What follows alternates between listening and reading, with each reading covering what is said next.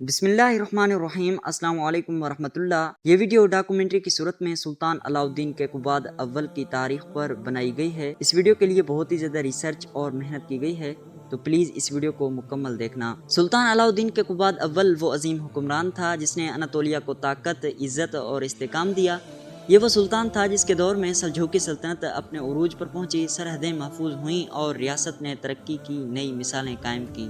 Ertugrul Ghazi جیسے بہادر سپہ سالار بھی اسی سلطان کے وفادار تھے اور اس کی قیادت میں سرحدوں کی حفاظت کرتے تھے۔ لیکن یہاں چند اہم سوالات پیدا ہوتے ہیں۔ کیا ارطغرل غازی کی اہلیہ حلیمہ سلطان کا کوئی تعلق سلطان علاء الدین کیقوباد سے تھا؟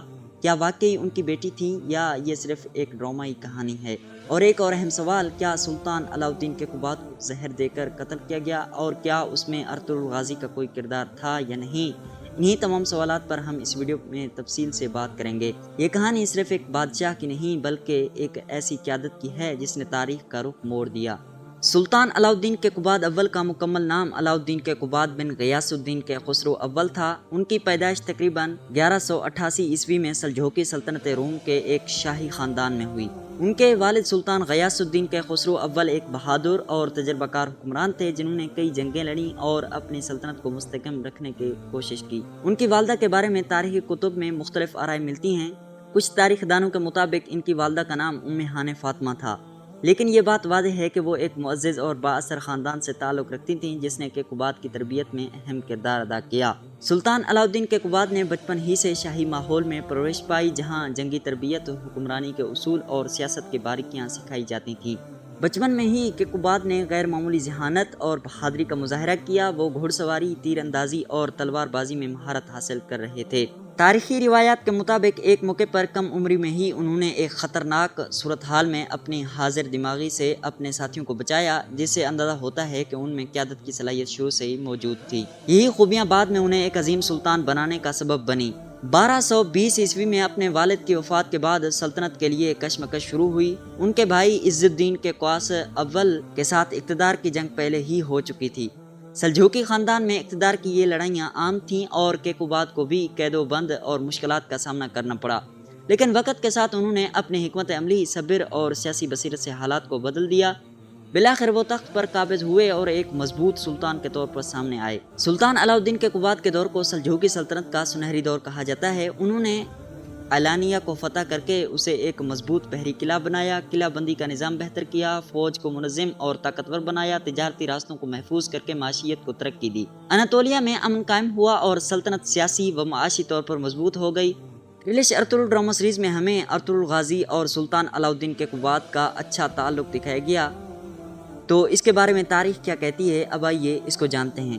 ارطغرل غازی کا تعلق کئی قبیلے سے تھا جو سلجوقی سلطنت کے وفادار تھے۔ سلطان علاء الدین کیقوباد نے ارطغرل کو سوغوت کے علاقے میں زمین عطا کی تاکہ وہ سرحدوں کی حفاظت کریں۔ ارطغرل اور سلطان کے درمیان تعلق حاکم اور وفادار سپاہی کا تھا، نہ کہ خاندانی رشتہ۔ جہاں تک حلیمہ خاتون کا تعلق ہے، تاریخی طور پر ان کا سلطان کے ساتھ کوئی خاندانی رشتہ ثابت نہیں ہے۔ یہ تفصیلات زیادہ تر ڈرامائی انداز میں پیش کی جاتی ہیں۔ سلطان کے دور میں سب سے بڑا خطرہ منگولوں کا تھا جو تیزی سے طاقتور ہو رہے تھے۔ اس کے علاوہ دربار میں بھی کچھ عناصر موجود تھے جو اقتدار کے لیے سازشیں کرتے تھے۔ کچھ وزراء اور امراء اپنی طاقت بڑھانے کی کوشش میں لگے رہتے تھے۔ ڈراموں میں دکھایا جانے والا کردار سعد الدین کوپیک بھی ایک متنازع شخصیت کے طور پر جانا جاتا ہے، جس کے بارے میں کہا جاتا ہے کہ وہ دربار میں اثر و رسوخ رکھتا تھا اور اپنی چالاکیوں کے لیے مشہور تھا۔ سلطان علاء الدین کیقوباد اور سلجوقی دربار کی سیاست کا ذکر ابن بیبی کی الاوامر الالہیہ کتاب میں ملتا ہے۔ 1237 عیسوی میں سلطان علاء الدین کیقوباد اول کا انتقال ہوا۔ کچھ تاریخی روایت کے مطابق انہیں زہر دیا گیا، لیکن کوئی مستند ثبوت موجود نہیں کہ ارطغرل غازی نے انہیں زہر دیا ہو۔